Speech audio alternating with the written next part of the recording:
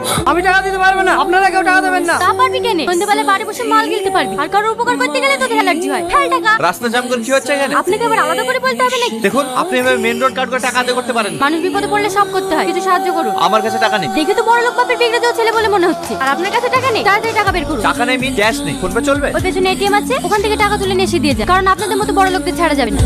এই জোস না, টাকা না নিয়ে ছাড়বি না। আমি আমার কাজে গেলাম। গুন্ডা রাজ চলছে নাকি? একটা গরিবের প্রাণ বাঁচানো যদি গুন্ডামি হয়, তাহলে সেটাই ভাবুন। টাকা দে। শাকিল, তোমাকে যা যা বলেছি সব নিয়ে এসেছো? হ্যাঁ স্যার, মাটন, কাতলা মাছ, দেশি মুরগি, দই মিষ্টি সব রেডি আছে। বাবু, কি হয়েছে বাড়িতে? এত ধুমধাম কিসে? ধুমধাম হবে না? আমার একমাত্র ছেলে 7 বছর পর বিদেশ থেকে বাড়ি ফিরছে। দাদা, তাড়াতাড়ি কাজ শুরু কর। কি অবস্থা তো? বিদেশ থেকে বাড়ি ফিরছিস আর কুস্তির আখড়া থেকে বাড়ি ফিরছিস? আমাদেরকে টাকা না দিলে আমরা কি করি? আমি বুঝতে পেরেছি, টাকা দিয়ে আসেননি তাই তো? ড্যাডি এখানে এখানে। ওই এবার তো কাজ করে, তুই তো চিনি। খুব ভালো করে। চুপ, অনপড় গাইয়া কোথাকার। আমাকে দেখে তোমার হাসি সব হয় কি করে? পায়ের জুতোকে মাথা রাখলে ঠিক এমন অবস্থাই হয়। কাঁদিসনি, চ। ঘরের অবস্থাটা কি করে রেখেছে? আর আমাকে বলে আনপড় গায়ে।